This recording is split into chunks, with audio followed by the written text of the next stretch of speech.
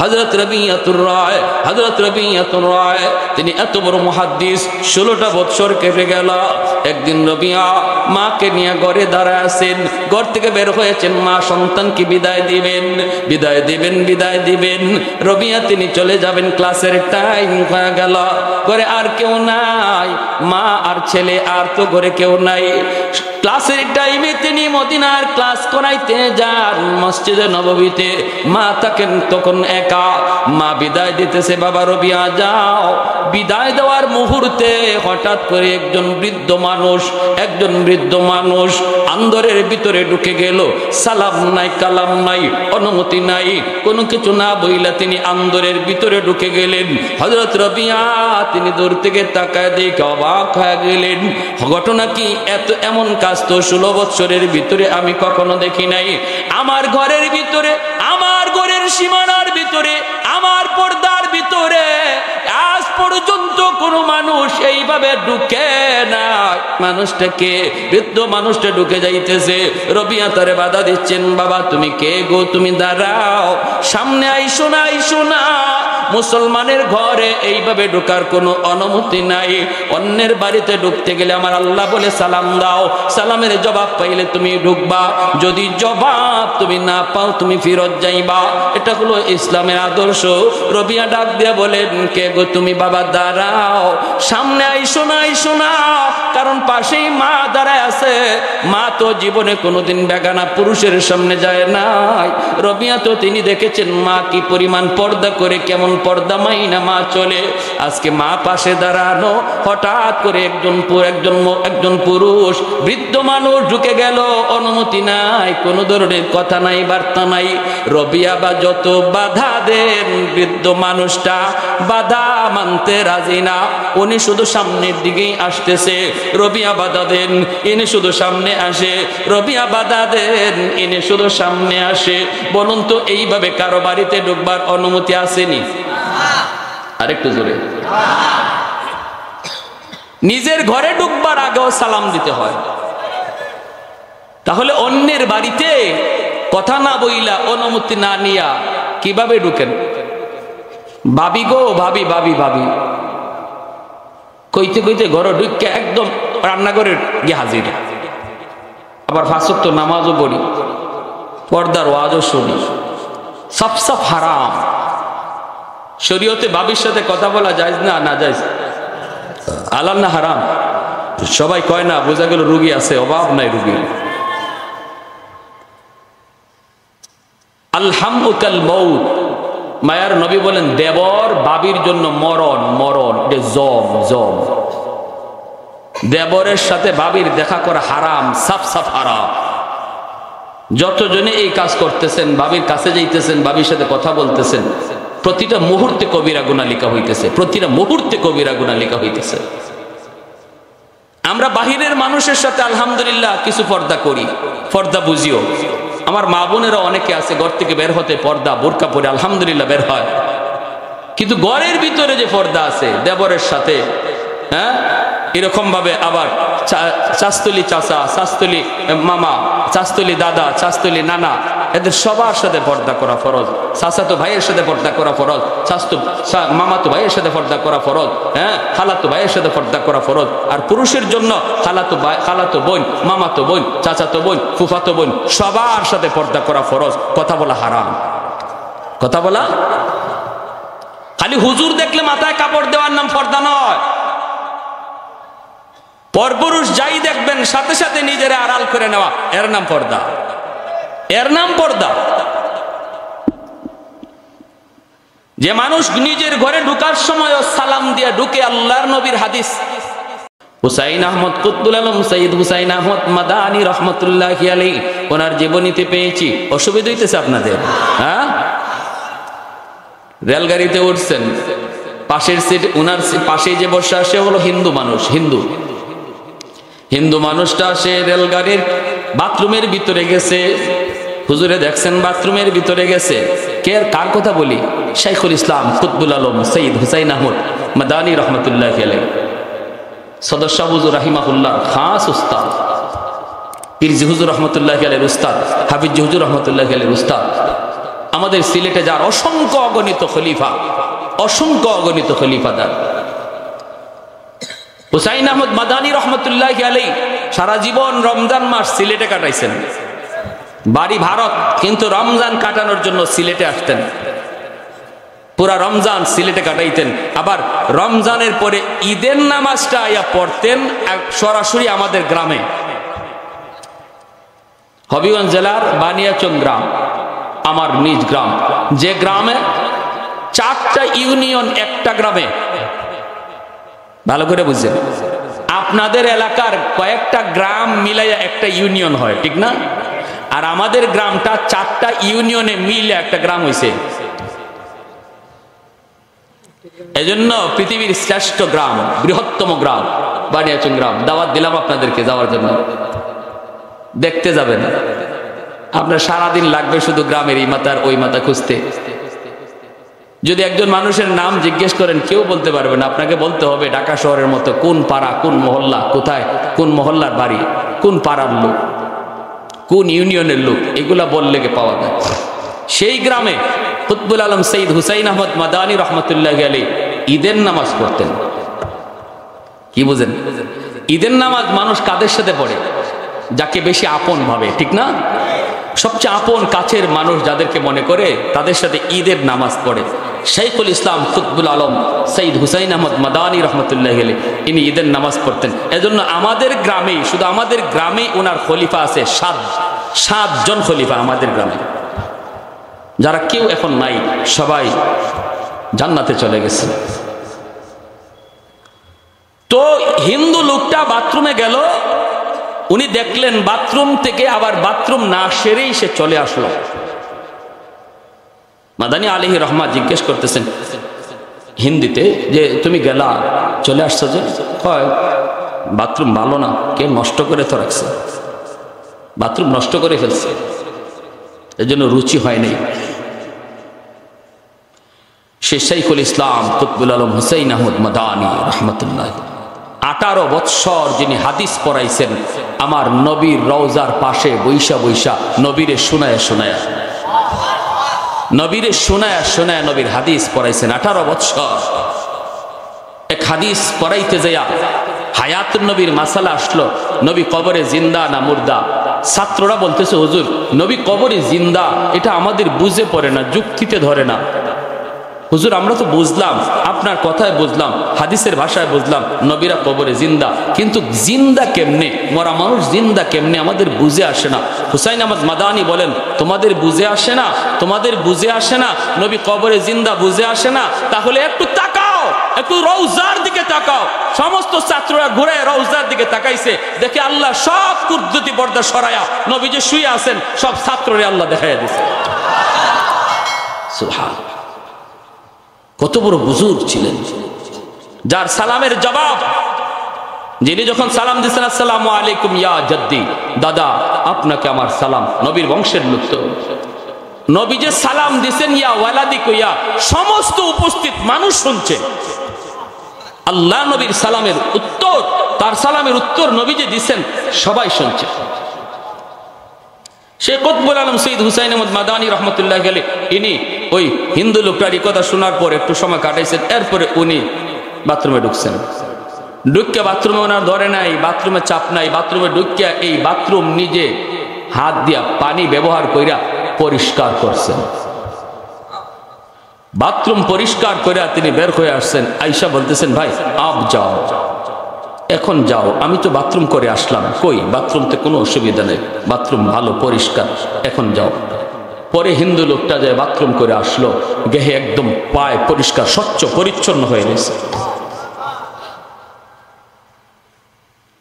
এরা হলেন আমার নবীর খুলুকে আজিমের ওয়ারিস, আমার নবীর খুলুকে আজিমের ওয়ারিস। কারণ আমার নবী ইহুদি পায়খানা করে বিছানা নষ্ট করে গেছিল, মায়ার নবীর ইহুদি মেহমান হিসেবে এসেছিল আমার নবীকে খুন করার জন্য, নবীকে হত্যা করার জন্য।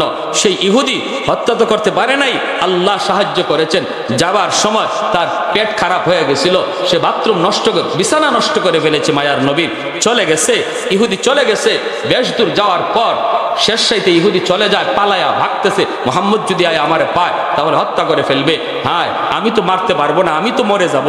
আমার দি বাথরুমে এমনভাবে আল্লাহ তারে অসুস্থ বানায় দিছে, হে বিছানায় আয় বসতে পারে না, খালি বাথরুমে যায় আর আয়, বাথরুমে যায় আর আয়। এই অবস্থায় শেষ পর্যন্ত শেষ রাতের দিকে তাড়াতাড়ি ভাগতেছে যে আমার হাতে ছুরি আছে, যদি মোহাম্মদ পায় তাহলে তো আমার হত্যা করে ফেলবে। ইহুদি চলে গেছে। বেশ দূর যাওয়ার পর ইহুদি কয়, হায় হায়, আমি তো ছুরি রেখে আসলাম আমার বালিশের তলে, ছুরিটা তো আনতে ভুলে গেলাম। তাহলে মোহাম্মদুর রাসূলুল্লাহ তিনি যখন আমার রুমে ঢুকবেন, ঢুকে দেখবেন আমি নাই, বিছানাটা তুললে, বালিশটা তুললেই তো ছুরি পেয়ে যাবেন, তখন তো বুঝে ফেলবেন আমি তার হত্যা করতে এসেছিলাম রাতের অন্ধকারে, আমি আর কদ্দূর যাব, আমাকে ধরে ফেলবে। তাড়াতাড়ি করে ছুরিটা নিয়ে আসি। সে দৌড়ে আসছে, আবার আইসা দেখে আল্লাহর নবী তিনি সে ঘরে তার রুমে পৌঁছার আগে নবীজি শেষ সাথে মেহমানের কি অসুবিধা হয়েছে কিনা, মেহমান কোন অবস্থায় আছে দেখার জন্য নবী ঘরে ঢুকে গেছেন। ঢুকে আল্লাহ নবী দেখেন পুরা বিছানা নষ্ট, বিছানা নষ্ট।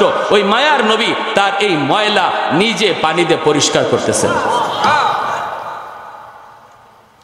এই দৃশ্য দেখার পর ইহুদি মায়ার নবীর হাত ধরে বলতেছে, ইয়া রাসূলুল্লাহ, আমি আপনার মেহমান না গো নবী, আমি একটা খুনি, ভাড়াটিয়া খুনি। আবু লাহাবের স্ত্রী আমারে পাঠাইছে আপনাকে হত্যা করার জন্য টাকার বিনিময়ে, কিন্তু আজ আমি নিজের চোখে যে দৃশ্য দেখলাম এটা সাধারণ কোনো মানুষের কাজ নয়। আপনি সাধারণ কোনো মানুষ নন, অবশ্যই আপনি আল্লাহর নবী, আমাকে এই মুহূর্তে কালেমা পড়ে মুসলমান বানান।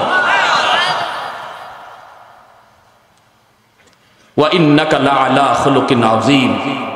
ইয়া হাজিরিন, আপনাদের আগ্রহ দেখে আমি বয়ানটা ডাইনে বামে নিয়ে অনেক লম্বা করে ফেলতেছি, অসুবিধা দিতেছে আপনাদের না? তারপর আমি জানি আপনাদের এলাকায় 11টার উপরে ওয়াজ চলে না। বিভিন্ন জায়গায় ময়মনসিংহ এলাকায় গেলে আমাদেরকে বসায় রাত 1টায়, 1টার সময় প্রধান বক্তা বসে। এজন্য ময়মনসিংহের ওয়াজ রাখলে আমাদের কলিজা কাঁপে যে হাই রে, রাত কয়টার সময় বসায় আল্লাহই জানে। কিন্তু আপনাদের এলাকা আলহামদুলিল্লাহ আপনারা এটা মানেন, বলি আল্লাহর দেশ, সদস্য হুজুরের দেশ, আপনারা এটা মানেন 11টার ভিতরে প্রোগ্রাম শেষ করা, যাতে করে ফজরের নামাজ পড়তে কারো কষ্ট না হয়, ঠিক না? সামনের দিকে আগায়। আমার ভাইয়েরা, বন্ধুরা, যুবক, আল্লাহর নবী সাহাবী তিনি দাওয়াতের কাজে বের হয়ে গেলেন। এই দিকে আল্লাহ পাক মঞ্জুর করেছেন ছেলে সন্তান, ছেলে সন্তান। মার কাছে সন্তান আস্তে আস্তে বড় হতে লাগলেন। মা বাবা হলো সন্তানের সর্বপ্রথম শিক্ষক, ঘর হলো সন্তানের সর্বপ্রথম বিদ্যালয়। ঘর থেকেই সন্তান যা কিছু দেখে তাই সবার আগে শিখে। বাবাকে যা দেখতে দেখে, যা করতে দেখে সন্তান তাই শিখে, মাকে যা করতে দেখে সন্তান তাই শিখে। এজন্য মনে রাখবেন, বাবার চেয়েও মায়ের গুরুত্ব অনেক বেশি। মার আমলটাকে সন্তানরা বেশি ফলো করে, বাবাকে কম পায়, মাকে বেশি পায়। পেটের মধ্যে যতদিন, গর্ভে ছিল যতদিন, ততদিন মায়ের সাথেই সন্তান। দুধ খাইল যতদিন, ততদিন মায়ের সাথেই। এরপরে বাবা তো ঘরের বাহিনী কাজকর্মে লিপ্ত, বাবাকে বেশি পায় না, মাকে সন্তানরা বেশি টাইম পায়। এজন্য মার আমলটা সন্তানের উপরে বেশি আসর করে। মা যদি নামাজি হয়, সন্তান নামাজি হয়। মা যদি দিনদার হয়, সন্তান দিনদার হয়। মা সন্তান পেটে নিয়ে যদি বেশি বেশি টক খায়, সন্তান টক প্রিয় হয়। মা সন্তান পেটে নিয়ে যদি বেশি বেশি মিষ্টি খায়, সন্তান বড় হয়ে মিষ্টি প্রিয় হয়। মা সন্তান পেটে নিয়ে যদি বেশি বেশি ঘুমায়, সন্তান অলস হয়। সন্তান পেটে নিয়ে মা যদি বেশি বেশি গান বাজনা শুনে, সন্তান বড় হইয়া গানের হাফিজ হয়। পেটে সন্তান লইয়া মা যদি বেশি বেশি কোরআন তেলাওয়াত করে, আল্লাহর গোলাম, সন্তান বড় হইয়া কোরআনের হাফেজ হয়। পর্দার ভিতরে যদি মা চলে, সন্তান মেধাবী হয়। বেপর্দায় চলে সন্তান গবি হয়, সন্তান মেধাবী হয় না, বোকা হয়, বোকা ব্রেন ডিলা হয়। এজন্য মনে রাখবা, আল্লাহর নবী রহমতের নবী বলেন, আল মারআতু রাইয়াতুন আলা বাইতি যাওজিহা ওয়া ওয়ালাদিহি। নবী বলেন, মার কাছ থেকে আল্লাহ পাক হিসাব নিবে, স্বামীর ঘরের হিসাব নিবে, সন্তানের হিসাবটাও মার কাছ থেকে আল্লাহ বেশি নিবে। বাবার চেয়ে মাকে আল্লাহ বেশি জিজ্ঞেস করবে। এজন্য মায়েরা আমার খেয়াল করে শুনো, আব্দুর রহমান রাদিয়াল্লাহু তাআলা আনহু তিনি তো চলে গেলেন দাওয়াতের কাজে গো। এইবার একজন মায়ের ভূমিকা তুমি একটু লক্ষ্য করে শোনো। আল্লাহর বান্দি কেমন ছিলেন আব্দুর রহমান রাদিয়াল্লাহু তাআলা আনহুর স্ত্রী, কেমন ছিলেন একজন মা, কেমন ছিলেন একজন মা। সন্তানটার নাম রাখলেন রবিআতুর রায়। রবিয়া শব্দের অর্থ হলো বসন্তকালের বাতাস। এত সুন্দর একটা নাম রেখেছেন। সন্তান মাকে দেখে দেখে বড় হইতেছে। মক্তবে যাওয়ার বয়স, মাদ্রাসায় পড়ার বয়স যখন হলো, মা স্বামীর ওসিয়ত মতো নিয়ে গেলেন মদিনার মাদ্রাসায়, মসজিদে নববীর মাদ্রাসায় নিয়ে তিনি ভর্তি করলেন। নিয়ে বলতেছেন, ওস্তাদজি আমার ছেলেটাকে আপনারা কোরআন শিখান, আমার ছেলেকে আপনারা হাফেজ বানান, আমার ছেলেটাকে একজন আলেম বানান। বাবার ওসিয়ত, বাবা দাওয়াতের কাজে চলে গেছে। কবে আসবে কেউ তা জানে না, জীবিত আসবে না ফেরত মৃত আসবে তাও জানি না, আদৌ আমার স্বামী আবার ফিরবে কিনা তাও জানি না গো। নবীর যুগের সাহাবায়ে কেরাম তারা দাওয়াতের কাজে বের হয়েছেন রে যুবক। বহু সাহাবী আর বাড়িতে ফিরেন নাই, সন্তানের কাছে আর ফিরেন নাই, যেখানে গেছেন সেখানেই কবর হয়ে গেছে। লক্ষ সাহাবী বিদায় হজের ভাষণ, লক্ষ সাহাবায়ে কেরামকে সামনে রেখে মায়ার নবী তিনি বিদায় হজের ভাষণ দিলেন। কিন্তু আজ মক্কা মদিনা তালাশ করে মাত্র 10,000 সাহাবীর কবর পাওয়া যায়।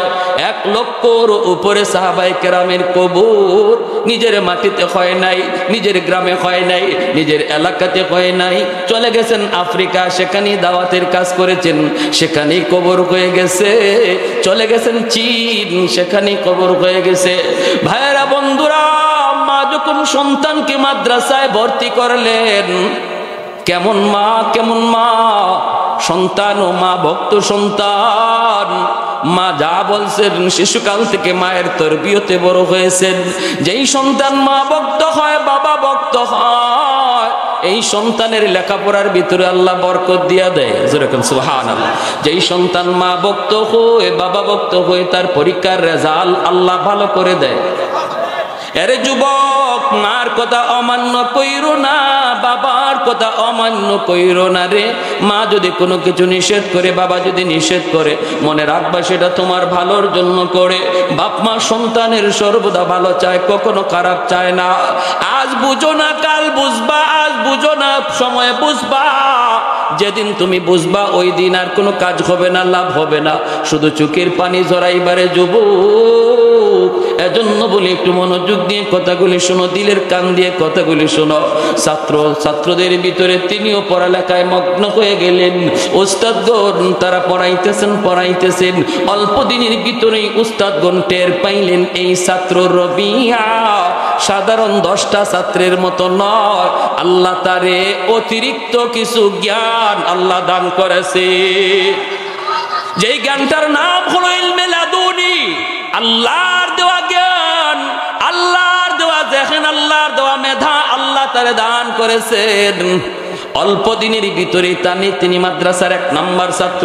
যেই কিতাব পড়েন এই কিতাব সাথে সাথে মুখস্থ হয়ে যায়, যেই কিতাব পড়েন এই কিতাব সাথে সাথে মুখস্থ হয়ে যায়। অল্প দিনের ভিতরেই তার পড়ালেখা শেষ। সকল ছাত্র 1 বছরে 1 ক্লাস পার হয়, হযরত রবিয়া 1 বছরে 2 ক্লাস পার হয়। সাধারণ কোন মেধা নয়। 16 বছর কেটে গেল, 16 বছর। এইদিকে রবিয়া তিনি জানেন না বাবা জীবিত নাকি মৃত, বাবা দুনিয়া আছে না না। ছেলে তিনি জানেন না। মায়ের কাছ থেকে শুধু মাঝে মাঝে জিজ্ঞেস করে, মা গো আমার আব্বা কেমন, আমার আব্বার চেহারাটা কেমন গো, আমার আব্বার পোশাকটা কেমন, আব্বা লম্বায় কদ্দুর কেমন। মায়ের কাছ থেকে বাবা শুধু জানতে চায়। যেই সন্তান জন্মের পর থেকে বাবা পায় না, সেই জানে বাবার অভাবটা কেমন। আমার নবী রহমতের নবী জন্ম জন্মের পরেই তিনি বাবা পান নাই, এজন্য বাবা ডাক্তার ভিতরে কত মায়া কত মধু আমার নবিতা জানতেন না। আব্বু ডাক্তার ভিতরে কত মায়া নবিতা বুঝতেন না। যখনই কোনো শিশু বাচ্চা আব্বু কইয়া বাবারে জড়ায় ধরতো, মায়ার নবী দেখে দেখে চোখের পানি জড়ায় কাঁদতেন। আজ যদি আমার আব্বা দুনিয়া থাকতো, আমিও তো আব্বু কইয়া এইভাবে জড়ায় ধরতাম। ভাইরা বন্ধুরা, রবিয়া বাবার অভাব তিনি টের পাইতেছেন, কিন্তু মা, তিনি তো মা না, তিনি তো বাবার মতোই। মায়ের আদর, বাবার স্নেহ, মায়া, মমতা সব দিয়ে তিনি বড় করতেছেন। 16 বৎসরের ভিতরে রবিয়া তিনি মাদ্রাসার সব পড়ালেখা শেষ কইরা এই মাদ্রাসারই হেড মুহাদ্দিস হয়ে গেলেন। মদিনার সবচেয়ে বড় মুহাদ্দিস, মদিনার সবচেয়ে বড় মুহাদ্দিস, এই মাদ্রাসারই উস্তাদ, এই মাদ্রাসারই মুহাদ্দিস হয়ে গেলেন। পৃথিবীর বিভিন্ন দেশের ছাত্ররা ওনার কাছে পড়তে বসে, বিভিন্ন মাযহাবের ছাত্ররা পড়তে বসে।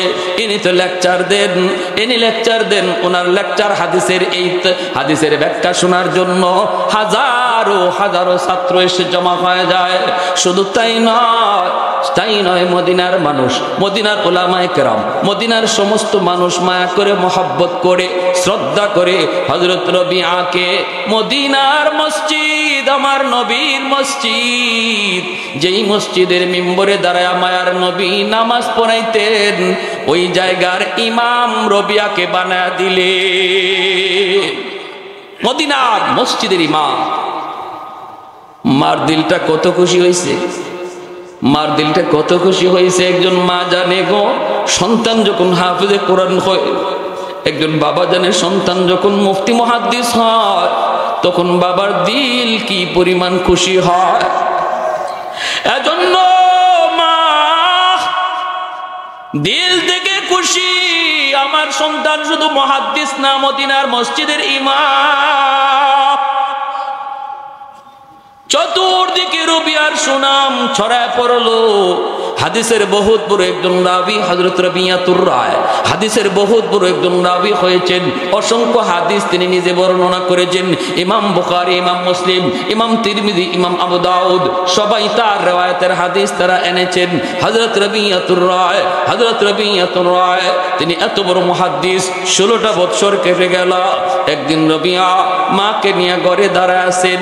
ঘর থেকে বের হয়েছেন, মা সন্তানকে বিদায় দিবেন, বিদায় দিবেন, বিদায় দিবেন। রবিয়া তিনি চলে যাবেন, ক্লাসের টাইম হয়ে গেল। ঘরে আর কেউ নাই, মা আর ছেলে, আর তো ঘরে কেউ নাই। ক্লাসের টাইমে তিনি মদিনার ক্লাস করাইতে যান মসজিদে নববীতে। মা থাকেন তখন একা। মা বিদায় দিতেছে, বাবা রবিয়া যাও। বিদায় দেওয়ার মুহূর্তে হঠাৎ করে একজন বৃদ্ধ মানুষ আন্দরের ভিতরে ঢুকে গেল। সালাম নাই, কালাম নাই, অনুমতি নাই, কোনো কিছু না বইলা তিনি আন্দরের ভিতরে ঢুকে গেলেন। হযরত রবিয়া তিনি দূর থেকে তাকায় দেখে অবাক হয়ে গেলেন। ঘটনা কি? এমন কাজ তো 16 বছরের ভিতরে আমি কখনো দেখি নাই। আমার ঘরের ভিতরে, আমার ঘরের সীমানার ভিতরে, আমার পর্দার ভিতরে আজ পর্যন্ত কোনো মানুষ এইভাবে ঢুকে না। মানুষটাকে, বৃদ্ধ মানুষটা ঢুকে যাইতেছে। রবিয়া তারে বাধা দিচ্ছেন, বাবা তুমি কে গো, তুমি দাঁড়াও, সামনে আইসো না, আইসো না। মুসলমানের ঘরে এইভাবে ঢোকার কোনো অনুমতি নাই। অন্যের বাড়িতে ঢুকতে গেলে আমার আল্লাহ বলে সালাম দাও, সালামের জবাব পাইলে তুমি ঢুকবা, যদি জবাব তুমি না পাও তুমি ফিরত যাইবা। এটা হলো ইসলামের আদর্শ। রবিয়া ডাক দিয়ে বলেন, কে গো তুমি, বাবা দাঁড়াও, সামনে আইসো না, আইসো না। কারণ পাশেই মা দাঁড়ায় আছে। মা তো জীবনে কোনোদিন বেগানা পুরুষের সামনে যায় নাই। রবিয়া তো তিনি দেখেছেন মা কি পরিমাণ পর্দা করে, কেমন পর্দা মাইনা মা চলে। আজকে মা পাশে দাঁড়ানো, হঠাৎ করে একজন পুরুষ বৃদ্ধ মানুষ ঢুকে গেল। অনুমতি নাই, কোনো ধরনের কথা নাই, বার্তা নাই। রবিয়া বা যত বাধা দেন, বৃদ্ধ মানুষটা বাধা মানতে রাজি না। উনি শুধু সামনের দিকেই আসতেছে, রবিয়া বাধা দেন, ইনি শুধু সামনে আসে। রবিয়া বাধা দেন, ইনি শুধু সামনে আসে। বলুন তো, এইভাবে কারো বাড়িতে ঢুকবার অনুমতি আসেনি? আরেকটু জোরে। নিজের ঘরে ঢুকবার আগেও সালাম দিতে হয়।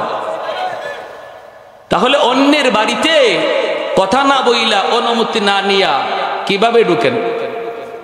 ভাবি গো, ভাবি ভাবি ভাবি কইতে কইতে ঘর ঢুকে একদম রান্নাঘরে গিয়ে হাজির। আবার 5 ওয়াক্ত নামাজও পড়ি, পর্দার ওয়াজও শুনি, সব সব হারাম। শরীয়তে ভাবির সাথে কথা বলা যায় না? না যায়। হালাল না হারাম? সবাই কয় না, বোঝা গেল রুগী আছে, অভাব নাই রুগী। আলহামুকাল মউত, মায়ার নবী বলেন দেবর বাবির জন্য মরণ, মরণ জম জম। দেবরের সাথে বাবির দেখা করা হারাম, সাফ সাফ হারাম। যতজনে এই কাজ করতেছেন, বাবির কাছে যাইতেছেন, বাবির সাথে কথা বলতেছেন, প্রতিটা মুহূর্তে কবিরা গুনাহ লেখা হইতেছে, প্রতিটা মুহূর্তে কবিরা গুনাহ লেখা হইতেছে। আমরা বাহিরের মানুষের সাথে আলহামদুলিল্লাহ কিছু পর্দা করি, পর্দা বুঝিও। আমার মা বোনেরা অনেকে আছে ঘর থেকে বের হতে পর্দা বোরকা পরে আলহামদুলিল্লাহ বের হয়, কিন্তু ঘরের ভিতরে যে পর্দা আছে দেবরের সাথে, হ্যাঁ, এরকম ভাবে আবার চাস্তলি চাচা, চাস্তলি মামা, চাস্তলি দাদা, চাস্তলি নানা, এদের সবার সাথে পর্দা করা ফরজ। চাচাতো ভাইয়ের সাথে পর্দা করা ফরজ, মামাতো ভাইয়ের সাথে পর্দা করা ফরজ, হ্যাঁ, খালাতো ভাইয়ের সাথে পর্দা করা ফরজ। আর পুরুষের জন্য খালাতো ভাই, খালাতো বোন, মামাতো বোন, চাচাতো বোন, ফুফাতো বোন, সবার সাথে পর্দা করা ফরজ। কথা বলা হারাম, কথা বলা। খালি হুজুর দেখলে মাথায় কাপড় দেওয়ার নাম পর্দা নয়। পরপুরুষ যাই দেখবেন সাথে সাথে নিজেরা আড়াল করে নেওয়া, এর নাম পর্দা, এর নাম পর্দা। যে মানুষ নিজের ঘরে ঢুকার সময় সালাম দিয়ে ঢুকে, আল্লাহর নবীর হাদিস, এই ঘরে আল্লাহ রহমতের রহমত এমন ভাবে বর্ষণ করে প্রতিটা মানুষের দিলের ভিতরে মহব্বত বাড়ায় দেয়। স্বামী স্ত্রীর ভিতরে মহব্বত বেড়ে যায়, ভাই ভাই মহব্বত বেড়ে যায়, বাপ বেটায় মহব্বত বেড়ে যায়। স্বামী স্ত্রীর ভিতরে সম্পর্ক একটু ফাটল, বেশি বেশি সালামের আমল করো, দেখবা মহব্বত কুদরতি ভাবে আল্লাহ বাড়ায় দিবে। ভাইয়ে ভাই একটু দূরত্ব, সালাম বেশি বেশি দাও। পানি পড়ার জন্য হুজুরের কাছে যাওয়া লাগবে না, তাবিজ পড়া আনতে যাওয়া লাগবে না, আমল করো সালামের, মহব্বত আল্লাহ বাড়ায় দিবে। কারণ মহব্বতটা থাকে কোথায়? দিলের ভিতরে। কোথায়? এই দিলটা কার হাতে? জোরে বলেন। নাকি নিজে কোনো কারিগরি করা যায় দিলের মধ্যে? মেডিসিন খায়া কোনো লাভ নাই, আল্লাহর হাতে। আর জিন ভূতের আসর থাকে না। যেই ঘরে পুরুষ মানুষ সালাম দিয়া ঢুকে, এই ঘরে জিন্দিগিতে জিন ভূতের কোনো আসর থাকবে না, কোনো খারাপ জিন্নাতের কোনো দুষ্টামি থাকবে না, যদি ঘরে সালাম দিয়ে ঢুকার আমল করি। করবো না ইনশাল্লাহ? ওয়াজ তো শুনবো, 2-1টা আমল তো নিয়ে যাওয়া দরকার, ঠিক কিনা? মাইক দিয়ে আমি জানাই দিছি, আজকে ঘরে গিয়ে সালাম দিবেন, কোনো অসুবিধা হবে না, জবাব পাবেন। কারণ ঘরের মানুষের শুনছেনই না শুনছে না? হ্যাঁ, যদি মাইকে না বলতাম তাহলে সমস্যা হইতো। এক লোক এরকম বৃদ্ধ মানুষ, একদম শেষ বয়সে ওয়াজ শুনছে, ঘরে সালাম দিতে হয়। উনি কয় কপালে যা আছে, আজকে ওয়াজ তো যেহেতু শুনলাম, ঘরে সালাম দিয়েই ঢুকবো। উনি গেছে, দাদা তো দাদি দরজা খুলবে, দরজার পাশে গিয়ে কয় আসসালামু আলাইকুম ওয়া রাহমাতুল্লাহ। যেই মাত্র দাদি দরজা খুইলে দিছে আর সালাম দিছে, উনি হাত উঠাইয়া সাথে সাথে দাদি দরজা আরো টাইট করে লাগাইছে, লাগাইয়া দিছে দৌড়, যাইয়া নাতিদেরকে ডাকে আর তাড়াতাড়ি উঠো, তোদের দাদারে ভূতে পাইছে। বলছিলাম এত রাত্রে ওয়াজও যাইতো না, কোন বট গাছের তল দিয়ে মনে আসছে। তখন উনি দূর থেকে কয়, না না, আমারে ভূতে পায় নাই, তুমি তো বুঝো না, আমি হুজুরের ওয়াজের উপরে আমল করছি, সুন্নতের আমল করছি, সালাম দেওয়া সুন্নত। হযরত রবিয়াতুর রায় তিনি দেখতেছেন ওই বৃদ্ধ মানুষটা কোনো বাধা মানতেছে না, ইনি শুধু সামনে আগায়। চিন্তায় পড়ে গেলেন হযরত রবিয়া। এই অবস্থায় তিনি বাধা দিবেন, বাধা তো মানে না, খারাপ ব্যবহার তো করতে পারেন না, কারণ তিনি তো নবীর নায়েবে রাসূল, ঠিক কিনা? কথা তো গালি তো দিতে পারেন না, নায়েবে নবী, ঠিক কিনা? আমার নবীর আখলাক তার ভিতরে, কারণ নবীর নায়েবে রাসূল যারা হয় এরা নবীর খুলুক আজিমেরও নায়েব হয়, যেরকম সুবহানাল্লাহ, এরা নবীর খুলুক আজিমের ওয়ারিস হয়। এজন্য এদের আখলাক এত সুন্দর। যত বড় আলেম তার আখলাক তত সুন্দর, যত বড় আল্লাহর ওলি তার আখলাক তত বড় সুন্দর, তত সুন্দর, তত সুন্দর। আমার ভাইরা বন্ধুরা, এইবার হযরত রবিয়া আর বাধা দিলেন না, বাধা না দিয়া মায়ের দিকে তাকাইতেছেন। রবিয়া তিনি ভাবতেছেন মা হয়তো বলবেন বাবা বাধা দে বাধা দে বাধা দে, লোকটারে আসতে দিবি না। কিন্তু হযরত রবিয়া তিনি দেখেন মা ডাক দিয়ে বলতেছে বাবা রবিয়া, বৃদ্ধ মানুষটা যখন এসেই পড়েছে তাহলে আর বাধা দিও না, তারে আসতে দেও আসতে দেও, বাবা বাধা দিও না, তোমার ক্লাসের টাইম হয়ে গেছে রে বাবা, তুমি তোমার ক্লাসে চলে যাও, বিষয়টা আমি বুঝতেছি, তোমার ক্লাসের টাইম হয়ে গেছে, ছাত্ররা অপেক্ষায় রয়েছে, বাবা তুমি চলে যাও। রবিয়া তিনি চলে যাইতেছেন, মনে মনে ভাবতেছেন অনেকগুলি মনের ভিতরে প্রশ্ন। জীবনে কোনোদিন মাকে বেগানা পুরুষের সামনে দেখি না, হায় রে আজ আমার মা আমার পক্ষে থাকার কথা, কিন্তু না, তিনি তো তা করলেন না, তিনি তো ওই বৃদ্ধ মানুষটার পক্ষ নিয়ে নিলেন। তাহলে এই বৃদ্ধ মানুষটা কে, কি তার পরিচয়? মা কিন্তু পরিচয় দিলেই এখানে সব কিচ্ছা খতম হয়ে যেত। মা পরিচয় তিনি দিলেন না, বৃদ্ধ মানুষটার পরিচয় দিলেন না, বরং ছেলেকে বলতেছেন বাবা তুমি ক্লাসে চলে যাও। কারণ এই বৃদ্ধ মানুষটা আর কেউ নন, ইনি হলেন হযরত আব্দুর রহমান রাদিয়াল্লাহু তাআলা আনহু, যিনি রবিয়ার 16 বছরে হারানো বাবা। বাবা ছেলের পরিচয় জানে না, ছেলে বাবার পরিচয় জানেন না, কেউ কারো পরিচয় জানে না রে। এজন্য বাবারও মনে সন্দেহ, এই যুবক ছেলেটা আমার স্ত্রীর পাশে কে, কি তার পরিচয়, আমার স্ত্রীর পাশে এই যুবক ছেলে কেন, আবার ছেলের মনে পরিচয় এই বৃদ্ধ মানুষটাকে, কেন আমার মায়ের পাশে। এই বইলে দুজন দুই দিকে চলে গেলেন। রবিয়ার বাবা জিজ্ঞেস করতেছেন মাকে, জিজ্ঞেস করেন নিজের স্ত্রীকে, বিবি গো, ও বিবি, এই যুবক ছেলে শেষকে, কি তার পরিচয়, তোমার পাশে কেন দাঁড়ায় ছিল, তাহলে তুমি কি পর্দা করা ভুলে গেছো? যুবক ছেলেটার পরিচয় কি, কেন তোমার পাশে দাঁড়ায় ছিল? রবিয়ার মা ডাক দিয়া কয়, স্বামী গো, পরিচয় পরে দিব পরে দিব, এর আগে তুমি আমার প্রশ্নের জবাব দাও। কেন? এক নাম্বার হলো তুমি কেন সালাম দেওয়া ভুলে গেলা? তুমি কি নবীর সুন্নত জানো না? আবার নবীর সুন্নত হলো সালাম দিয়ে নিজের ঘরে ঢোকা।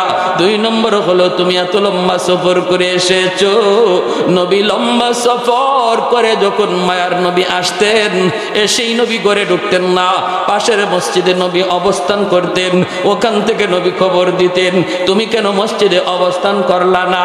3 নম্বর হলো এত লম্বা সফর 16 বছর পরে এসেছো, এর ভিতরে তুমি নবীর রওজা 16 বছরে কোনোদিন দেখো নাই, আজকে এসেছো, তুমি কি মায়ার নবীর রওজা জিয়ারত করবা না? তুমি আগে কেন ঘরে আসলা? কেন তুমি নবী রওজা জিয়ারত করলা না? আগে 3টা সুন্নত তুমি আগে আদায় করো, এরপরে জবাব দিব এই যুবক ছেলেকে, কি তার পরিচয়। হযরত আব্দুর রহমান রাদিয়াল্লাহু তাআলা আনহু তিনি আর কথা বাড়ালেন না, তিনি বলতেছেন বিবি গো, তুমি ঠিক বলেছো, আমি তো 3টা সুন্নত তরক করে ফেলেছি, আমি যাইতেছি, এখনই আমি সংশোধন করে আসতেছি। চলে গেলেন মসজিদে নববীতে, যায় তিনি নামাজ আদায় করলেন, তারপরে নামাজ আদায় করে নবীর রওজার পাশে আসলেন, আয়েশা নবীর রওজা জিয়ারত করলেন, চোখ থেকে দর দর করে পানি পড়ে, আমার নবীর রওজা জিয়ারত করেন, হঠাৎ করে তাকায় দেখেন নবীর রওজার পাশে বসে ওই যুবক ছেলেটা, যেই যুবক কিছুক্ষণ আগে তার স্ত্রীর পাশে দাঁড়ানো ছিল, ওই যুবক যার চেহারাটা পূর্ণিমার চাঁদের মতো সুন্দর, নূরে ঝলমল ঝলমল করে গো, তিনি উস্তাদের আসনে বসা, হাদিসের আসন মসনদে বসা, সামনে অসংখ্য অগণিত ছাত্র বসা, আর মায়ার নবীর হাদিস পড়াইতেছেন, নবীর প্রতিটা হাদিস মায়ার নবী রওজায় শুয়া শুয়া শুনতেছে। আব্দুর রহমান রাদিয়াল্লাহু তাআলা আনহু তাকায়া তাকায়া চোখের পানিটা জরা জরা কান্দে আর কয়, মালিক, তুমি যদি আমাকে এমন একটা সন্তান তুমি দিতা, আমাকে যদি এমন একটা সন্তানের বাবা বানাইতা, আমি বাবা হওয়া ধন্য হয়ে যাইত। আমার সন্তান হাদিস পড়ায়, আমার নবীর হাদিস পড়ায় এমন একটা সন্তান যদি তুমি আমাকে দিতা আর আমি দেখতাম গো, কলিজা আমার ঠান্ডা হয়ে যাইত। চায় চায় তিনি কাঁদতেছেন, রবিয়া তিনিও দেখতেছেন ওই বুড়া মানুষটা রওজার পাশে বৈশা ওনার দিকে তাকায় তাকায় কাঁদতেছে। ছাত্ররাও দেখতেছে যে লোকটা এইভাবে যারে কাঁদতেছে, ঢেউ উঠে গেছে তার কান্নার, ঢেউ উঠে গেছে কান্নার। রবিয়া বলেন বাবা ওই দিকে তাকাও না, ক্লাসের দিকে তাকাও, হাদিসের দিকে তাকাও, পড়া তোমরা শোনো।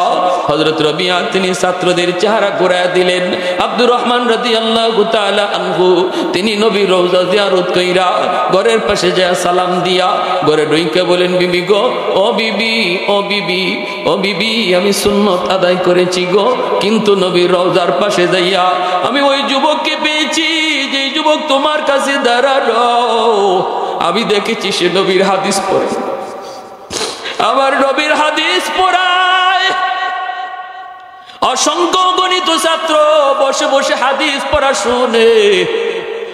বিবি গো, দেখে আমার দিলটা বেঁধে রাখতে পারলাম না, আমার কান্নার ঢেউ উঠে গেল।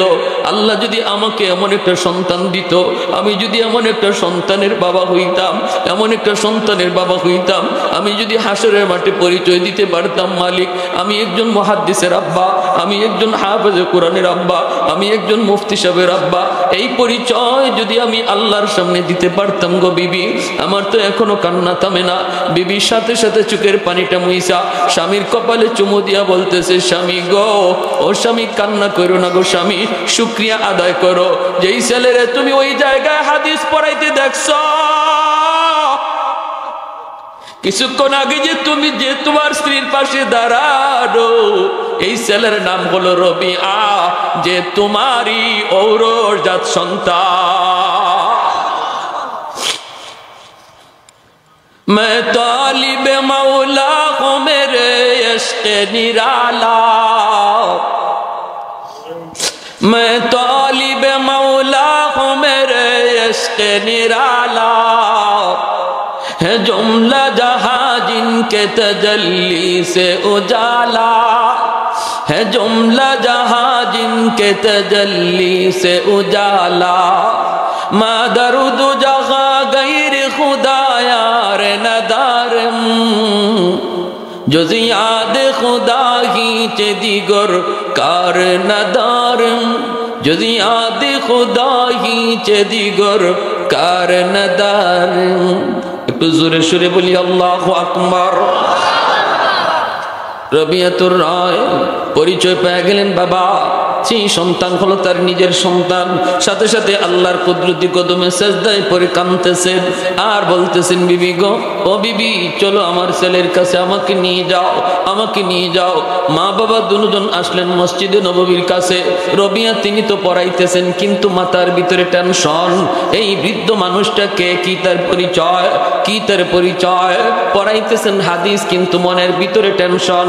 বাবার টেনশন তো দূর হয়ে গেছে, বাবা পরিচয় পেয়ে গেছে, কিন্তু ছেলে এখনো বাবার পরিচয় পায় নাই। পড়াইতেছেন, টেনশন মাথার ভিতরে। দরজার পাশাপাশি আই সেই মা ডাক দিলেন আড়াল থেকে, পর্দার আড়াল থেকে মা ডাক দিলেন, বাবা রবিআ। যেই মাত্র মায়ের ডাক শুনতে পেলেন রবিআ, সাথে সাথে তিনি পড়া বন্ধ করলেন, বন্ধ করে চলে আসতেছেন। তিনি তো মা ভক্ত সন্তান, সারা জীবন মায়ের কথা অমান্য করেন নাই গো, এজন্য আল্লাহ জিন্দেগি উজালা করে দিছে, আল্লাহ ভবিষ্যৎ সুন্দর করে দিছে। এর যুবক, বাপ মার কথাকে 100 মাইনা চলো, আল্লাহ তোমার দুনিয়ার সামনের জীবনটা উজ্জ্বল করে দিবে, সামনের সমস্ত পথগুলি আল্লাহ আসান করে দিবে, লেখাপড়ার সব ঘাটগুলি আল্লাহ তোমার জন্য সহজ করে দিবে। তুমি ব্যবসা করো, ব্যবসায় উন্নতি চাও, বাপ মারে খুশি রাখো, চাকরি চাও, বাপ মারে খুশি রাখো। যখনই বাপ মার অন্তর থেকে দোয়া আসবে, আল্লাহ পাক তোমার দুনিয়ার জীবনের সবগুলি বাধা দূর করে দিবে। জোরে কোন সুবহানাল্লাহ। সবগুলি বাধা আল্লাহ দূর করে দিবে। রবিয়া তিনি পড়া বন্ধ করে তিনি আসলেন মায়ের কাছে। আয়েশা তিনি দেখেন, হায় হায়, ওই বৃদ্ধ মানুষটা এখনো মায়ের কাছে দাঁড়ানো, মায়ের কাছে এখনো দাঁড়ানো। রবিয়া তিনি তো পরিচয় পান না তিনি কে।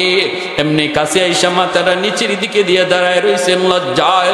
মা তখন ডাক দিয়া বলতেছে, কাছে গিয়া কপালে চুমু দিয়া কই, বাবা রবিআ, লজ্জা পাইতেছো বাবা, লজ্জা পাওয়ার কারণ নাই।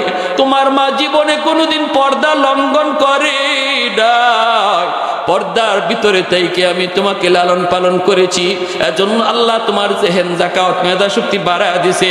শেষ বয়সে মা পর্দার ব্যাঘাত ঘটাই মুনারে বাবা, যারে তুমি পাশে দেখতেছো ইনি বেগানা কেউ নয়, ইনি তোমার বাবা, যিনি 16 বছর আগে দাওয়াতের কাজে বের হয়েছিলেন। বাপ বেটা কোলাকুলি, বাবা সন্তানকে বুকে জড়ায় কান্দে, সন্তান বাবাকে জড়ায় ধরে কান্দে।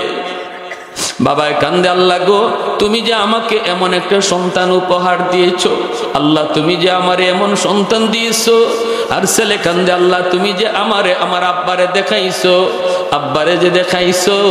এই বইলা বাপ বেটা দুজন কান্দে, বাবা কপালে চুমু খায়, সন্তান বাবার কপালে চুমু খায়। বাবা মনে রাখো, এই অবস্থায় দুজন যখন বাড়ির দিকে রওনা দিবে, বাড়ির দিকে রওনা দিবে, কে আগে যাবে কে পিছনে যাবে এই নিয়ে লাগছে এখন একটু, এই নিয়ে বিতর্ক। বাবাই কয়, বাবাই কয় ছেলেরে, বাবা রবিয়া তুমি আগে যাও, আমরা তোমার পিছনে পিছনে হাঁটবো। কিন্তু ছেলে কয়, না না বাবা আমি আগে না, বাবা তুমি আগে যাও, তুমি বড়, বাবা তুমি বড়, তুমি আব্বা তুমি আগে যাও, আমরা পিছনে যাব। বাবাই কয়, না বাবা আমি বড় না, তুমি বড়, তুমি আগে যাও, আমরা পিছনে যাব। কিন্তু ছেলে আগে যায় না, ছেলে কয়, না আব্বা তুমি বড়, তুমি আগে, আমরা পিছনে। এটাই হলো মাদ্রাসার শিক্ষার আদব, এটাই হলো আমার নবীর আদব, এটাই হলো কোরআনের শিক্ষার আসর, নবীর শিক্ষার আসর। মাদ্রাসার ছাত্রগুলি দেখবেন উস্তাদের জুতা বাইল করে দেয়, জুতা সোজা করে দেয়, মুরব্বীদের জুতা সোজা করে দেয়। উস্তাদের সাথে ছাত্ররা বেয়াদবি করে না, বাপ মার সাথে বেয়াদবি করে না। শিল্পপতির বাপ মা, শিল্পপতির বাপ মা বৃদ্ধাশ্রমে পাওয়া যায়, কিন্তু হাফেজে কোরআনের বাপ মা, আলেমে দ্বীনের বাপ মা বৃদ্ধাশ্রমে কেউ দেখাতে পারবে না। আওয়াজ দিয়া বলেন ঠিক কি না? ভাইরা বন্ধুরা, রবিয়া বলতেছে, না আব্বা আপনি আগে যান। বাবা কয়, না বাবা তুমি আগে যাও। এই অবস্থায় কে আগে যাবে, কে বড় কে বড় কে বড় এই নিয়ে লাগছে। বাবা ভাইরা আমার, রবিয়া বলতেছে, আমিও না বাবা তুমিও না, আম্মা সিদ্ধান্ত দিবে কে আগে যাবে কে পরে যাবে। মা তুমি বলো গো মা, কে আগে যাবে কে আগে যাবে, কে বড়, মা তুমি ফয়সালা দাও, তোমার সিদ্ধান্তই ফাইনাল সিদ্ধান্ত। যেই মাত্র মার উপরে সিদ্ধান্ত দেওয়া হয়েছে, কেমন মা কেমন মা, মায় কই বাবারে যদি আমার সিদ্ধান্ত মেনে নাও তাহলে আমার যুক্তিতে বলে তুমি বড়, বাবা তুমি আগে যাও, আমরা বাপ মা তোমার পিছনে পিছনে যাব। হযরত রবিয়া কই, মা কেমন করে তুমি কোন যুক্তিতে এই সিদ্ধান্ত দিয়েছো, কোন যুক্তিতে আমি বড়? মা কই, বাবা রে দুনিয়াতে হলে তুমি বড়, আখিরাতেও তুমি বড়। দুনিয়াতেও তুমি বড়, তুমি মসজিদে নববীর ইমাম, তুমি যদি মসজিদে নববীর ইমামতি করো, বাবা যদি তোমার পিছনে নামাজে দাঁড়ায়, বাবা তোমার পিছনেই দাঁড়ায়। ছেলে যদি ইমাম হয়, বাবা মুক্তাদি হয়, ছেলে আগে থাকে বাবা পিছনে থাকে। দুনিয়াতেও আল্লাহ তোমাকে আগে বাড়ায় দিছে, তোমার বাবা পিছনে। হাসরের ময়দানে আল্লাহ পাক নবীর নায়েব বানায়া তোমাকে সামনে যাইতে বলবে, আর তখন তুমি বলবে, মালিক আমার আব্বা আম্মা ছাড়া আমি জান্নাতে যাইব না, আমাদেরকে খুঁজা তোমার পিছনে জান্নাত দেওয়া হবে। ভাইরা আমার খেয়াল করে মনোযোগ দিয়ে শুনো, সমাজের ভিতরে দুই ধরনের প্রতিষ্ঠান, এক হলো জাগতিক শিক্ষা, স্কুল কলেজ ইউনিভার্সিটির শিক্ষাকে জাগতিক শিক্ষা বলা হয়। জাগতিক শিক্ষার দ্বারা একজন মানুষ দুনিয়া কামানো চিনে, ডাক্তার হওয়া চিনে, ইঞ্জিনিয়ার হতে পারে, ব্যারিস্টার হতে পারে, জজ হতে পারে, উকিল হতে পারে। দুনিয়া কেমনে কামাই করতে হয় ভালো করে বুঝে, ভালো করে সেটা জানে, সেই পথ ঘাটগুলি তারে বোঝানো হয়, তারে শেখানো হয়। আরেক ধরনের শিক্ষা প্রতিষ্ঠান রয়েছে আল্লাহর গোলাম, সেই প্রতিষ্ঠানগুলি হলো দ্বীনি শিক্ষা, যেই জায়গার ভিতরে আল্লাহর কালাম পড়ানো হয়, আমার নবী রহমতের নবী, শ্রেষ্ঠ নবীর শ্রেষ্ঠ আদর্শ শিখানো হয়। সেই প্রতিষ্ঠানগুলির নাম হলো মাদারিসে কওমিয়া, যেখানে কোনো নেতার আদর্শ শিখানো হয় না, কোনো নেত্রীর আদর্শ শেখানো হয় না, লেনিনের আদর্শ মাদ্রাসায় পড়ানো হয় না, কালমার্সের আদর্শ মাদ্রাসায় শেখানো হয় না, মাও সেতুংয়ের আদর্শ মাদ্রাসায় শেখানো হয় না। মাদ্রাসায় যদি শেখানো হয় সেই আদর্শ হলো শ্রেষ্ঠ নবীর শ্রেষ্ঠ আখলাক, যেই আখলাক হলো খুলুকে আযীম, যার উপরে কোনো চরিত্র নাই। এত সুন্দর আখলাক, এত সুন্দর ব্যবহার, এত সুন্দর আচরণ আল্লাহ আমার নবীকে দিয়েছিলেন। ওই আদর্শটাই মাদ্রাসায় পড়ানো হয়, ঠিক কিনা জোরে কা?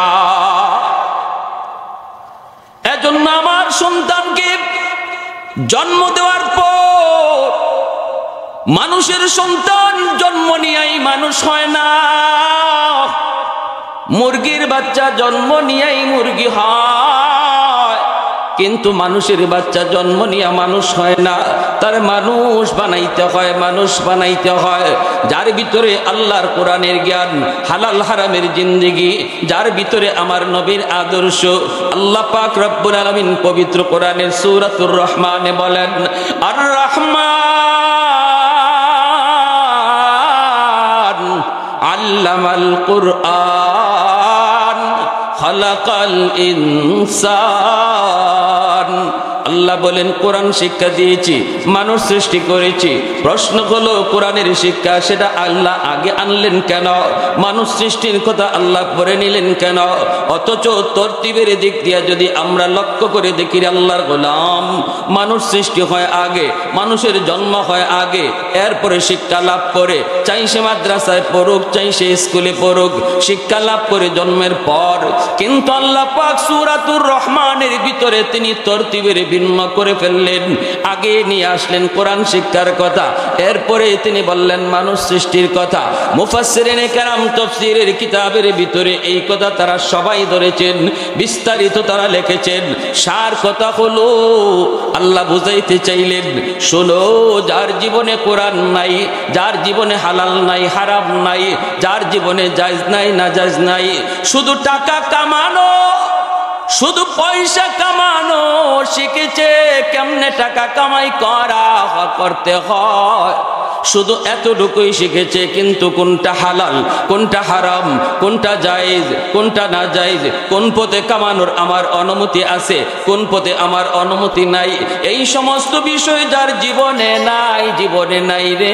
আল্লাহ পাক রব্বুল আলামিন কয়, মানুষের কাছে সে মানুষ হলেও ডাক্তার হতে পারে, ইঞ্জিনিয়ার হতে পারে, কিন্তু মানুষের কাছে মানুষ হইল, আমি আল্লাহর কাছে মানুষ হতে পারে নাই।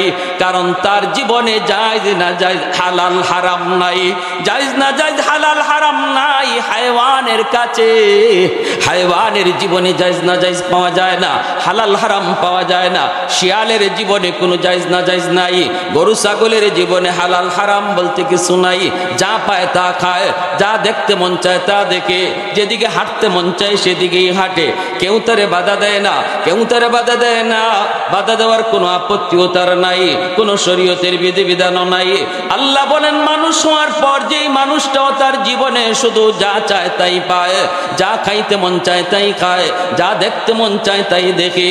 দেখতে পারবো কি পারবো না অনুমতি আসেনি নাই, খাইতে পারবো কি পারবো না অনুমতি আসেনি না নাই, এই চিন্তা যেই মানুষ করে না, আল্লাহ বলেন তার জীবনে আর হায়ওয়ানের জীবনে কোনো তফাৎ না।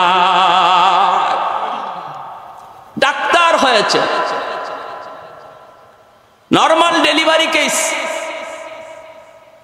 ভালো করে ডাক্তার জানে মহিলাটার নরমাল ডেলিভারি হবে, কিন্তু তার হাসপাতালে যদি নরমাল ডেলিভারি হয় তাহলে বিল কম আসবে। এই চিন্তা করে টাকার লোভে পড়ে, 30-40 হাজার টাকার লোভে পড়ে কয় সিজার করা লাগবে, যদি সিজার না করো মাও মরবে, বাচ্চাও মরবে। সত্য কথা বললো না মিথ্যা কথা বললো? খালি মিথ্যা না ডাহা মিথ্যা? যে ডাক্তার 30,000-40,000 টাকার লোভে পড়ে, একজন সুস্থ মহিলাকে চিরদিনের জন্য অসুস্থ বানায় সিজার করে। এই ডাক্তাররা আপনারা মানুষ বলবেন না অমানুষ বলবেন? অমানুষ। আল্লাহ এই কথাই বলেছেন। সে দেখতে মানুষ, মূলত সে অমানুষ। হাতে পায়ে নাকে চোখে সে মানুষের মতো, কিন্তু তার মূল পরিচয় সে হাইওয়ানের মতো। হাইওয়ানেরও চোখ আছে, হাইওয়ানেরও মুখ আছে, হাইওয়ানেরও কান আছে, যেমন ভাবে তারও চোখ কান নাক আছে। তফাৎ নাই মোটেও, কারণ হাইওয়ান সেও কোনো চিন্তা করে না কিছু করতে যায় এটা হালাল না হারাম। যে মানুষ চোখ কান নাক মুখ দেমাগ থাকার পরেও কোনো কাজ করার আগে একটু ভাবে না এটা হালাল না হারাম, তার জীবন আর হাইওয়ানের জীবনে কোনো তফাৎ নাই। আল্লাহ এই কথা বলেছেন, উলাইকা কাল আনআম বাল হুম আদাল। এর চেয়েও আরো নিকৃষ্ট, হাইওয়ানের চেয়েও নিকৃষ্ট। কারণ হাইওয়ানরে কেউ বুঝায় না, হাইওয়ানের কানে কোরআনের আওয়াজ যায় না, হাইওয়ানরে উলামায়ে কেরাম তশকিল করে না, দাওয়াত তাবলীগ গরু ছাগলের কাছে যায় না। কিন্তু তুমি মানুষ, তোমার কানে কোরআনের আওয়াজ যায়, তোমার কাছে দাওয়াত তাবলীগের সাথীরা যায়, তোমাকে জান্নাত জাহান্নামের কথা শোনানো হয়। হাইওয়ানের জন্য আল্লাহ জান্নাত জাহান্নাম বানায় নাই, তোমার জন্য বানাইছে। এত কিছু তোমারে বুঝানো হয়েছে, গরু ছাগলকে বুঝানো হয় না, এরপরে সে অন্যায়টা করে। তোমারে বুঝানোর পরেও যদি তুমি হাইওয়ানের মতো অন্যায় করো, আল্লাহ বলে তুমি হাইওয়ানও না, এর চেয়েও আরো নিকৃষ্ট, এর চেয়েও আরো নিকৃষ্ট। বাল হুম আদাল। ইয়ার হাজিরিন, এজন্যই কোরআন মানুষকে মানুষ বানায়, কোরআন আমার সন্তানকে মানুষের সন্তান বানায়। আল্লাহর কালামের শিক্ষা, হালাল হারামের পরিচয়, জান্নাত জাহান্নামের পরিচয়, সন্তানকে মানুষের সন্তান বানায়। আমার ভাইয়েরা, বন্ধুরা, যে সকল বাপ মা শিশু সন্তানের হক নষ্ট করেন, শিশুকালে তারা আল্লাহর পরিচয় শেখান না, কোরআন হাদিসের শিক্ষা দেন না, এরা সন্তানের ব্যাপারে বহুত বড় হক নষ্টকারী। আল্লাহর আদালতে তারা আমানতে খেয়ানতকারী হিসাবে কাঠগড়ায় দাঁড়াবে। বাপ মা দাঁড়াবে। মামলা দিবে কে? মামলা দিবে সন্তান, মামলা দিবে সন্তান। সন্তান বলবে, আল্লাহ, আমার বাপ মা তারা ভালো করে বুঝতেন কোন শিক্ষা মানুষকে মানুষ বানায়, কোন শিক্ষার দ্বারা তোমার পরিচয় পাওয়া যায়, কোন শিক্ষা লাভের দ্বারা হালাল হারাম জানা যায়। আল্লাহ, আমি ছোট মানুষ ছিলাম, আমি বুঝতাম না, আমি জানতাম না, আমার বাপ মা তো বুঝতেন, কেন তারা আমার ওই শিক্ষা দিল না? আল্লাহ, তোমার আদালতে আমার মামলা। আজ আমি যদি জাহান্নামে হই, আমার বাপ মারে জাহান্নামে আমার চেয়ে ডাবল শাস্তি দাও। রব্বানা আতিহিম দিআফাইন মিনাল আযাব ওয়াল আনহুম লা'নান কাবীরা। ডাবল শাস্তি দাও বাপ মারে। সন্তানের মামলায় বহু বাপ মা আল্লাহর আদালতে কাঠগড়ায় দাঁড়ায় থাকবে। সেদিন সন্তান বিন্দু পরিমাণ বাপ মার প্রতি দরদ দেখাবে না, একটু ভালোবাসা দেখাবে না, একটু মায়া দেখাবে না। বাপ মা বারবার বলবে, বাবারে ভুল হয়ে গেছে, মামলা তুলে নে। সন্তানে বলবে, বাবা চিনি না, পরিচয় জানি না, আজ শুধু আমি আমাকে চিনি, আমি কিভাবে বাঁচবো? তোমাদেরকে দোষী বানায় যদি আজ হাসরের মাঠে আমার মুক্তির ব্যবস্থা হয়ে যায়, কোনো আপত্তি নাই। বাবা বলবে, বাবা তোর জন্য না জীবন শেষ করে দিলাম, তোর জন্য না আমি রাতকে দিন বানাইলাম, তোর জন্য না রক্ত পানি করলাম। মা বলবে, বাবা কত রাত তোর জন্য পাহারাদারি করলাম, বাবা একটু মাফ করে দে। সন্তান বলবে, কোনো পরিচয় জানি না, কোনো দরদ হাসরের মাঠে চলবে না, আমি শুধু আমাকে চিনি, কিভাবে আজ আমি বাঁচবো? সন্তান চাইবে বাপ মারে বিপদে ফেলাইয়া নিজে বাঁচতে, বাপ মা চাইব সন্তানরে বিপদে ফেলাইয়া নিজে বাঁচতে। কেউ কারো প্রতি হাসরের মাঠে বিন্দু পরিমাণ দরদ দেখাবে না। তাহলে এই সন্তানের জন্য আপনি যেই সন্তানের জন্য রক্ত পানি করে দিনকে রাত বানায়া ইনকাম করতেছেন, সন্তান পালতেছি, খাওয়াইতেছি, এই সন্তানের মামলায় যদি আমি আটকা পড়ি, তাহলে বাঁচার কোনো উপায় আছে? আমার ভাইয়েরা, বন্ধুরা, যুবক, এজন্য খেয়াল করে মনোযোগ দিয়ে শোনো। শিশুকালটা হলো আমার সন্তানের জন্য জীবনের মূল ফাউন্ডেশন। এই মূল ফাউন্ডেশনের বয়সটা তার আগে ঠিক করো। সন্তানকে তুমি ডাক্তার বানাও, ইঞ্জিনিয়ার বানাও, অসুবিধা নাই, আমরা নিষেধ করব না আল্লাহর গোলাম। আমরা বলবো না ডাক্তার বানায়ও না, আমরা বলবো না ইঞ্জিনিয়ার বানায়ও না, আমরা বলবো না প্রফেসর বানায়ও না। এই দেশে ডাক্তারেরও প্রয়োজন, ইঞ্জিনিয়ারের প্রয়োজন, কিন্তু তার আগে তারে মুসলমানের সন্তান বানাও। ডাক্তারের পরিচয় তার বড় পরিচয় নয়, ইঞ্জিনিয়ারের পরিচয় তার বড় পরিচয় নয়। সন্তানের সবচেয়ে বড় পরিচয়, সন্তান হলো আমার মুসলমানের সন্তান, ঠিক কিনা জোরে কর। এজন্য সবার আগে তারা মুসলমানের সন্তান তারে বানাও, সবার আগে মুসলমানের সন্তান বানাও। কেমন করে বানাবা, কেমন করে বানাবা? কই শিশুকালেই 5টা বছর তারে নুরানি মাদ্রাসায় পড়ান।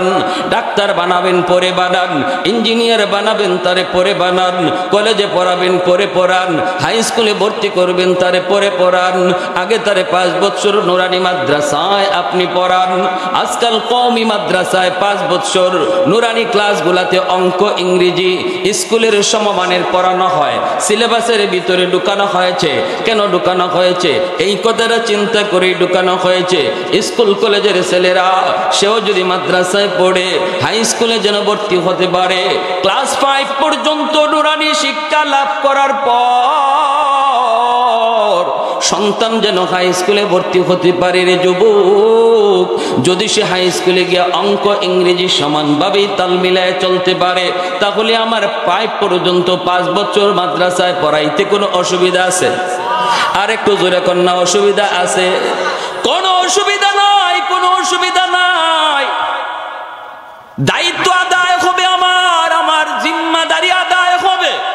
সন্তানের পাওনা, সন্তানের হক আমার দ্বারা আদায় কইরে আল্লাহর গোলাম। 5 বছরে আমার সন্তান কোরআন ভালো করে জানবে, হাদিস ভালো করে জানবে, আমার আল্লাহর পরিচয় সে ভালো করে অন্তরে লিখে নেবে, নবীর আদর্শ অন্তরে জেনে নিবে। এরপরে ছেলে যদি হাই স্কুলেও যায় বেনামাজি হবে না, ছেলে যদি কলেজেও যায় বেনামাজি হবে না, ভার্সিটিতে যদি যায় ভর্তি হয় সেখানেও নাস্তিকদের দলে যাবে না। ঢাকা ইউনিভার্সিটির বাংলা বিভাগেও যদি আপনার সন্তান পড়ে, 5 বছর যদি মাদ্রাসায় শিশুকালে পড়ায় তারে সারেন, ভার্সিটিতে গেলে নাস্তিকদের বিরেতাই কেউ তাকবে, কেউ তারে ফিরায় রাখতে পারবে না, বাধা দিতে পারবে না, কোরআনের বিপক্ষে কথা বলতে পারবে না, প্রতিবাদ করবে। কারণ শিশুকালে তার দিলের ভিতর পাথরে খুদাই করে আল্লাহর নাম, পাথরে খুদাই করে কোরআনের মহব্বত কলিজার ভিতরে আপনি ঢুকায় দিছেন। এজন্য ছেলে ভার্সিটিতে গেলেও সে কোরআনের বিরুদ্ধে বলবে না, মুরব্বীদের সাথে বেয়াদবি করবে না, বাপমার সাথে বেয়াদবি করবে না, উলামায়ে কেরামের সাথে বেয়াদবি করবে না। ভাইরা বন্ধুরা, জন্য বলি আল্লাহর গোলাম, মনে রাখো সন্তান তুমি জাগতিক শিক্ষায় পড়াও, পড়াইতে চাও, তোমাকে বাধা দেই না রে আল্লাহর গোলাম। কিন্তু হাতে ধরে বলবো, পায়ে ধরে বলবো, যদি আদর্শ সন্তান বানাইতে চাও, যদি তুমি মানুষের সন্তান বানাইতে চাও, মুসলমানের সন্তান যদি বানাইতে চাও, যদি সন্তানের মামলা থেকে আল্লাহর আদালতে বাঁচতে চাও, তাহলে শিশুকালে 5 বছর মাদ্রাসায় পড়া। এরপরে যদি আপনি তারে ডাক্তার বানান, ইঞ্জিনিয়ার বানান, বাধা নাই। আর যদি আপনি নিয়ত করেন না না আমি ডাক্তার বানাবো না, ইঞ্জিনিয়ারও বানাবো না, আমি হাফেজ কোরআন বানাবো, আলেমে দিন বানাবো, তাহলে তো নূরুন আলা নূর, নূরুন আলা নূর। কারণ ভাইরা মনে রাখবা, খেয়াল করে শুনে আল্লাহর গোলাম, একটু মনোযোগ দিয়ে শোনো, যেই বাবা যেই মা সন্তানটারে দিন শিখাবে, হাফেজে কোরআন বানাবে, আলেমে দিন বানাবে, সমাজের মানুষগুলি এক তালে চলতেছে, স্রোতের তালে তালে চলতেছে, সবাই স্কুলের দিকে ধাবিত, কলেজের দিকে ধাবিত। কিন্তু যেই বাপ মা স্রোতের তালে তালে চললো না, স্রোতের উল্টা দিকে চললো, আল্লাহকে খুশি করার জন্য, নবীকে খুশি করার জন্য, যেই সন্তানের বাবা মা স্রোতের তালে তালে না চইলা স্রোতের উল্টা চললো, আল্লাহ পাক রব্বুল আলামিন কিয়ামতের ময়দানে ওই বাপ মারে হাজারো কোটি মানুষের ভিতরে আল্লাহ তালাশ করবেন। নবীর বাপ মা আসবে, আল্লাহ বলবেন তোমাকে খুঁজি না। ওলি আল্লাহর বাপ মা আসবে, আল্লাহ বলবেন তোমাকে খুঁজি না। হাসরের মাঠে আমি আল্লাহ খুঁজতেছি কোথায় সেই হাফেজে কোরআনের মা, কোথায় সেই আলেমের বাবা রে। মান কারা আল কোরআন ওয়া আমিলা বিমা ফিহি উলবিসা ওয়ালিদাহু তাজান ইয়াউমাল কিয়ামা। আল্লাহ যখন কোরআনের হাফেজের মা বাবাকে পাওয়া যাবে, তখন আল্লাহ ডাক দিয়া বলবে আমি তোমাকেই খুঁজতেছি, আমি আজ তোমাকেই খুঁজতেছি।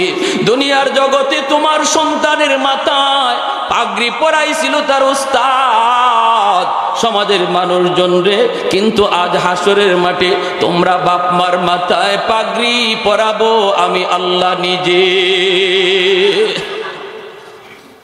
লা জিদ্দা ওয়ালা নিদ্দা ওয়ালা হাদ্দা লিমাওলা, লা জিদ্দা ওয়ালা নিদ্দা ওয়ালা হাদ্দা লিমাওলা।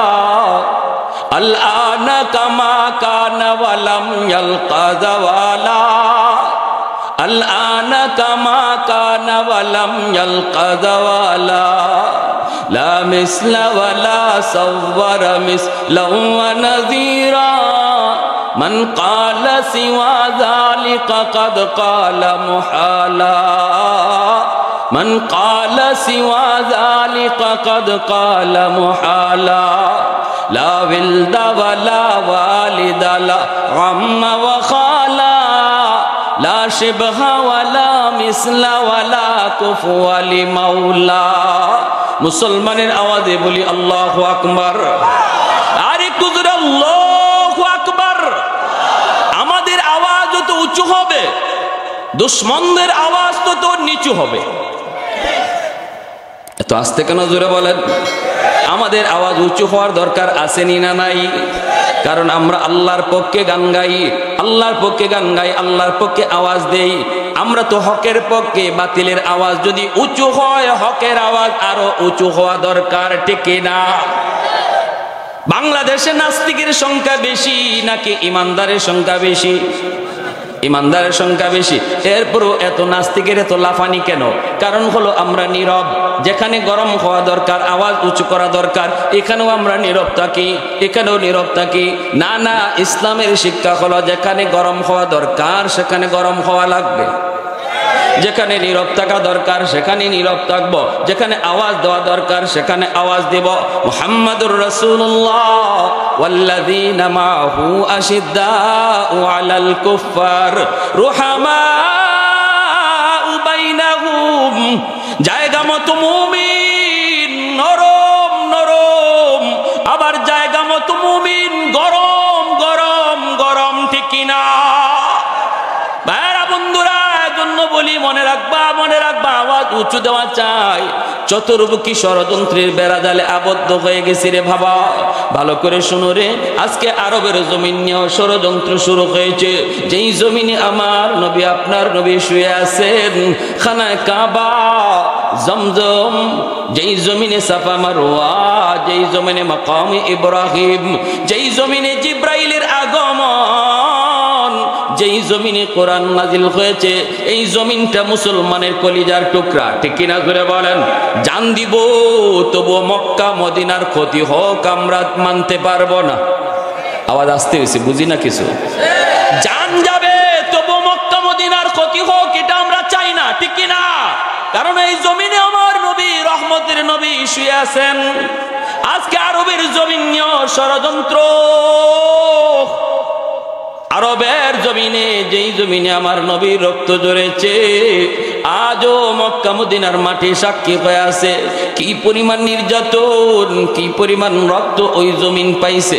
বাইরে আজকে সেই জমিনে গানের আয়োজন হয়, সিনেমা হলের উদ্বোধন হয়, যাত্রার উদ্বোধন হয়, ইহুদিদের অনুষ্ঠান চালু হয়, দাওয়াত ও তাবলীগের কাজ বন্ধ করা হয়, জিকিরের আওয়াজ আস্তে করার আদেশ দেওয়া হয়, আজানের আওয়াজটা পর্যন্ত ছোট করে দেওয়ার ষড়যন্ত্র আরবের জমিনে চলছে রে গোলাম।